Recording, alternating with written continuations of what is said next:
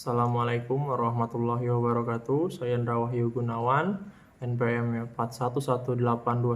4181829112001113, Prodi PJKR Reguler C, Paralel 1. Dengan ini saya ingin menjelaskan tentang keanekaragaman Provinsi Jawa Barat yang meliputi baju adat, tarian adat, suku Jawa Barat, alat musik, tradisi bersama, olahraga tradisional, dan beberapa aturan mainnya, bahasa yang digunakan, daerah wisata.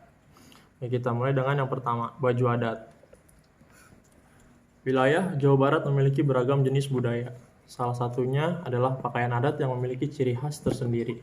Kebanyakan pakaian adat Jawa Barat didominasi oleh pakaian dari suku Sunda, suku asal Jawa Barat. Sejatinya, masing-masing pakaian adat Jawa Barat memiliki fungsi dan keunikan yang berbeda.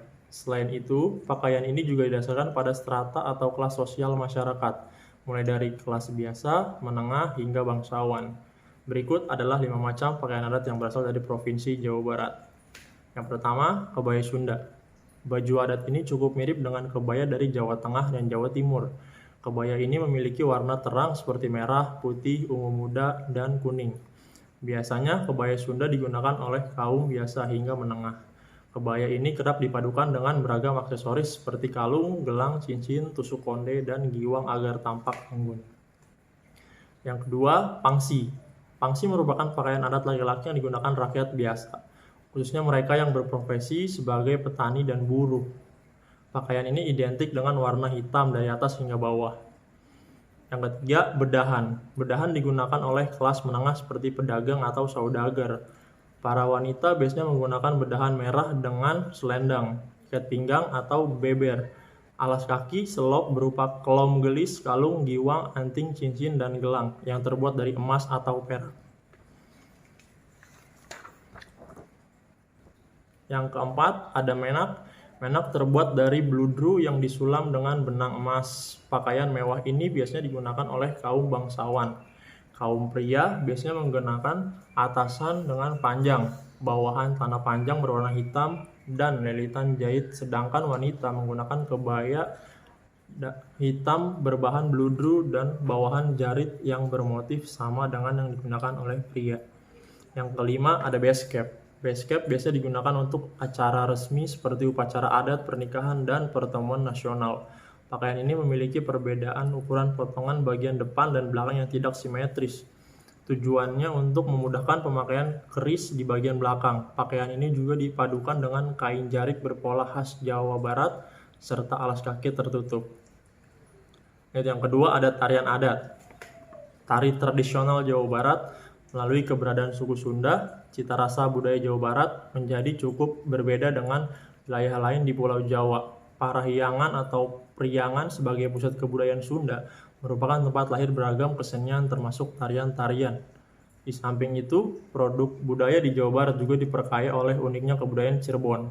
Secara geografis sangat memungkinkan persilangan budaya di wilayah ini. Selain dua kekuatan kultural Jawa dan Sunda, akulturasi dengan budaya Arab, Cina, India juga dimungkinkan. Berikut 5 tarian adat Jawa Barat. Yang pertama, ada tari ketuk tilu. Ketuk tilu adalah tarian khas Jawa Barat yang di masa awal diduga kuat sebagai sarana ritual penyambutan panen padi. Seiring perkembangannya, banyak yang perubahan pada fungsi dan bentuknya hingga menjadi tarian pergaulan yang berfungsi hanya sebagai hiburan. Yang kedua, ada tari topeng atau tari topeng Cirebon. Adalah kesenian asli Cirebon, tumbuh dan berkembang di wilayah Kesultanan Cirebon, Subang, Indramayu, Jatibarang, Majalengka, Lestari, dan Brebes. Dalam prakteknya, tarian ini menggunakan properti topeng atau kedok. Tari Jaipong adalah salah satu tarian daerah Jawa Barat yang cukup populer di Indonesia. Jaipongan merupakan gabungan dari pencak silat, wayang golek, topeng banjet, tarian ketuk tilu, serta beberapa elemen seni tradisi lain di Kerawang, Jawa Barat. Yang keempat, ada angklung bungko. Adalah tarian yang tumbuh di daerah Bungko, Cirebon Utara. Awalnya berupa kesenian musik ritmis, bermediakan kentongan. Seiring berjalannya waktu, berkembang menjadi tarian dengan iringan alat musik gendang angklungan, tutukan, klenong, atau dangong. Yang kelima, ada tari wayang. Seperti tersirat pada namanya, tari wayang merupakan genre tarian khas Jawa Barat yang berlatar belakang cerita wayang. Oleh karena itu, gerak dasar berasal dari penokohan dan jabatan wayang. Tari wayang umumnya tersaji dengan iringan gamelan salendro. Yang ketiga ada suku provinsi. Mayoritas penduduk Jawa Barat adalah suku Sunda yang bertutur menggunakan bahasa Sunda. Di Kabupaten Cirebon, Kota Cirebon dan Kabupaten Kuningan dituturkan bahasa Cirebon yang mirip dengan bahasa Banyumas dialek Brebes. Di Kabupaten Indramayu menggunakan bahasa Cirebon atau dikenal dengan Dermayon dan beberapa kecamatan yang terletak di pantai utara Kabupaten Subang dan Kabupaten Karawang seperti Cilamaya Wetan, Cilamaya Kulon, dan pada Cemara menggunakan bahasa Cirebon yang hampir mirip dengan bahasa Cirebon dialek Dermayon. Cirebon yang hampir mirip dengan bahasa Cirebon dialek Dermayon ini perbatasan dengan DKI Jakarta sebagai kota Bekasi, Kecamatan Tarumajaya, dan Babelan.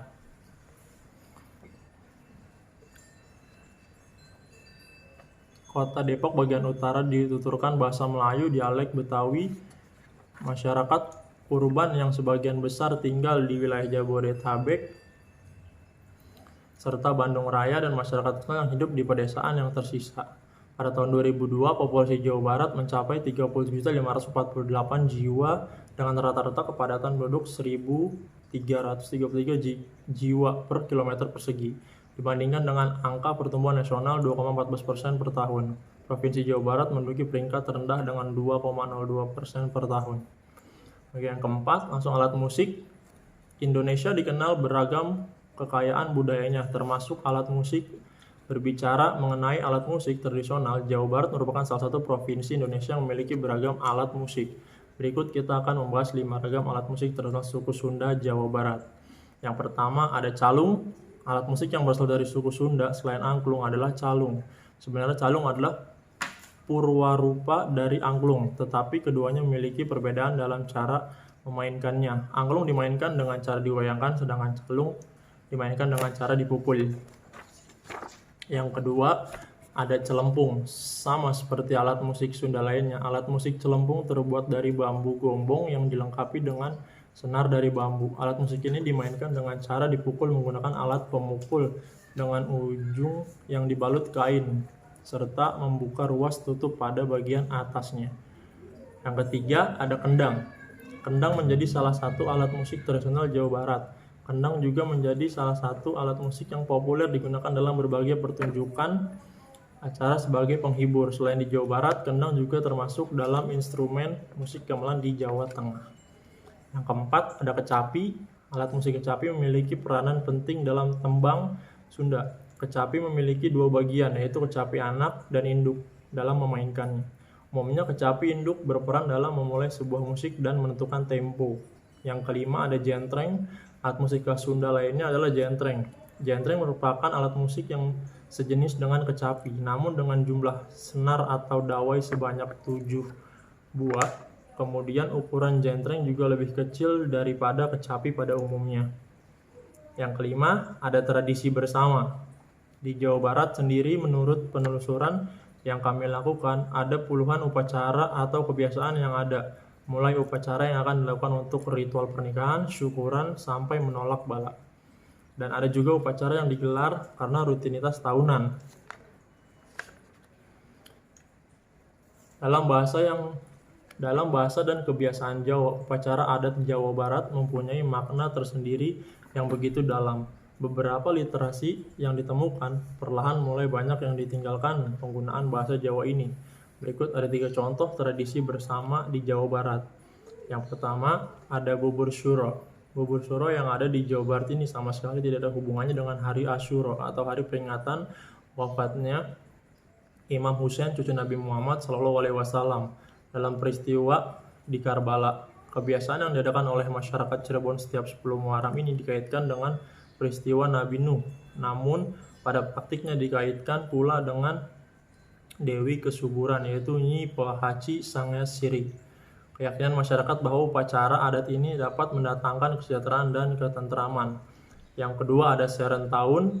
Serentahun ialah sebuah upacara yang intinya mengangkut padi dari sawah ke lumbung dengan menggunakan rengkong pikulan khas yang terbuat dari bambu dan diiringi tatabuhan musik khas tradisional. Yang ketiga ada ekah. Jika di Jawa adalah akikah, maka di kota Bandung ada ekah. Ekah ialah adat khas Sunda di mana usai kelahiran bayi pada usia 7 hari atau 14 hari, maka orang tua wajib menyembelih kambing untuk menebus jiwa sang bayi dari Tuhan Yang Maha Esa. Jika anaknya perempuan, maka kambingnya harus ada 1 ekor, dan jika anak laki-laki, maka kambingnya harus ada 2.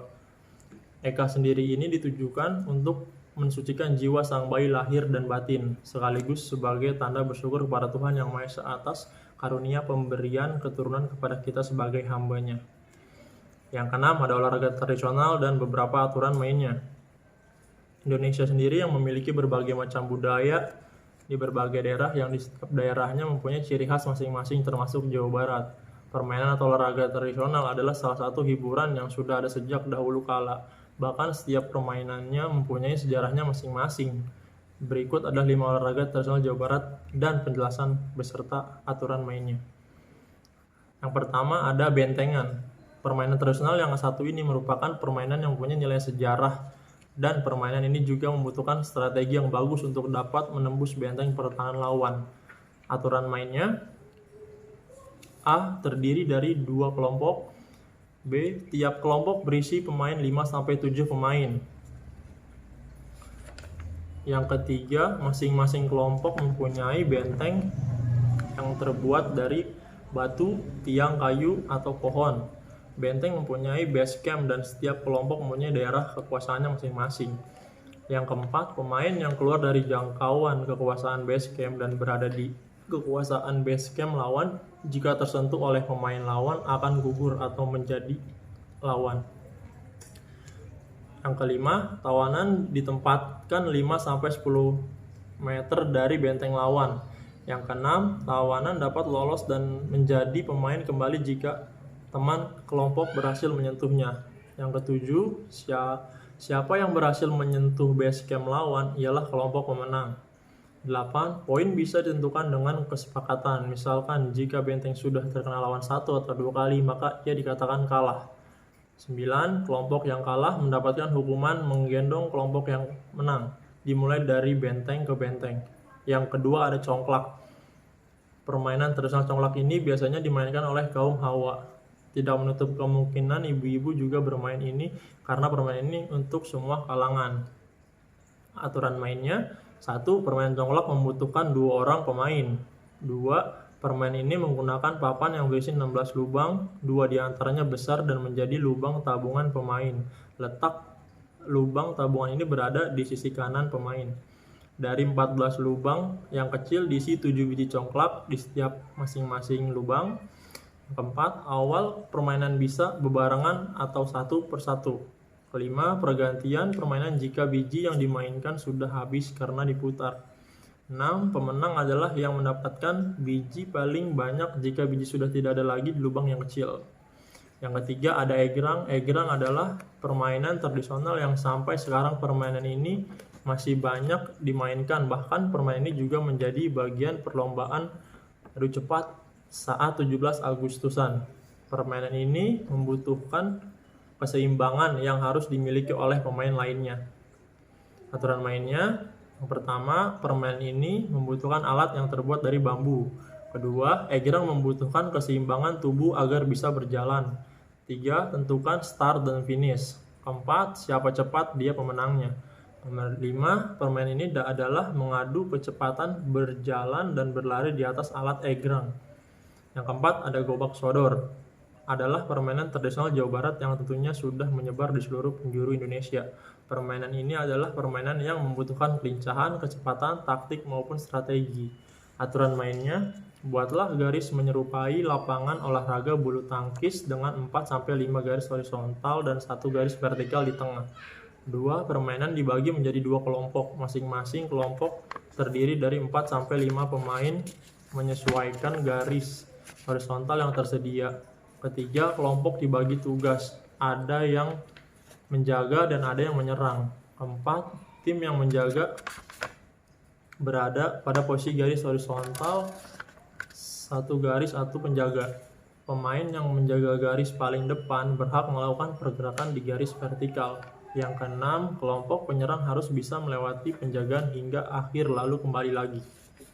Yang ketujuh, jika salah seorang pemain menyerang tersentuh pemain penjaga, maka posisi bertukar, dan jika pemain menyerang berhasil lolos hingga kembali ke awal, tidak ada pergantian posisi dan tim penyerang mendapatkan poin skor. Yang kelima, ada engklek atau patchleg. Engklekan mempunyai berbagai nama yang berbeda-beda di berbagai daerah.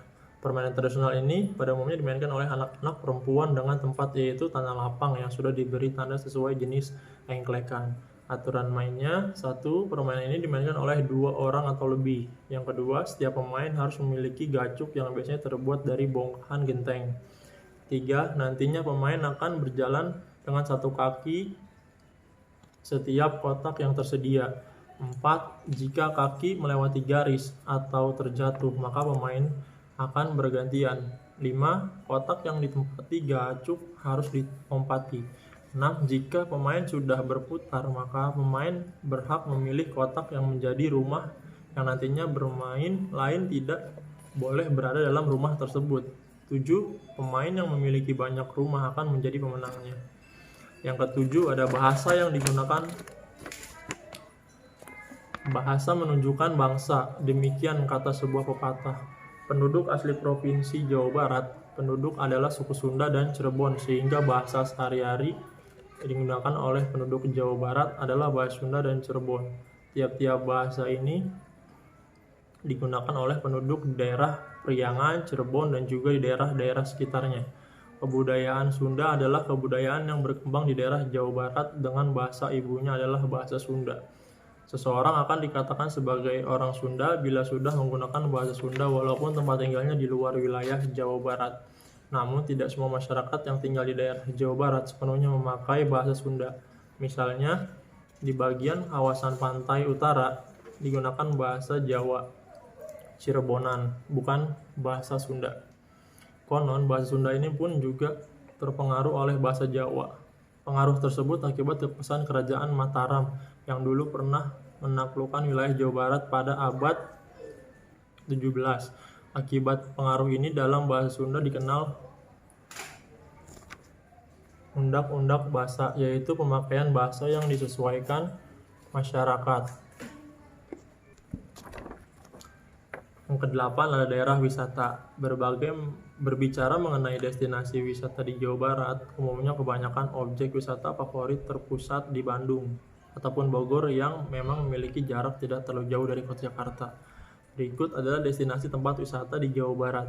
1. Kawah Putih. Untuk bisa menjangkau destinasi tempat wisata di Jawa Barat ini, kamu perlu menempuh perjalanan dengan kendaraan sekitar 2 jam dari pusat kota Bandung. Yang kedua, ada Green Canyon di Pangandaran. Berkunjung ke objek wisata Jawa Barat satu ini, kamu bisa menyusuri indahnya kawasan Ngarai nan Sari dengan mengikuti aliran arus sungai yang sangat jernih.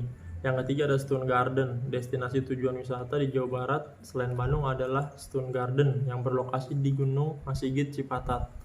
Yang keempat, Pantai Pelabuhan Ratu. Pantai Pelabuhan Ratu adalah alternatif wisata pantai di Jawa Barat lainnya yang bisa jadi pilihanmu untuk temukan panorama pantai yang menyejukkan di Jawa Barat. Pantai ini berbatasan langsung dengan Samudra Hindia. Hutan Sancang.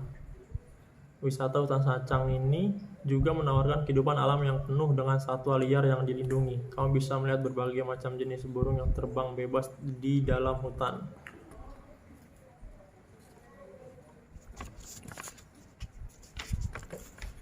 Demikianlah kiranya yang bisa saya sampaikan. Semoga penjelasan saya di atas dapat bermanfaat. Akhir kata, saya ucapkan terima kasih dan wassalamualaikum warahmatullahi wabarakatuh.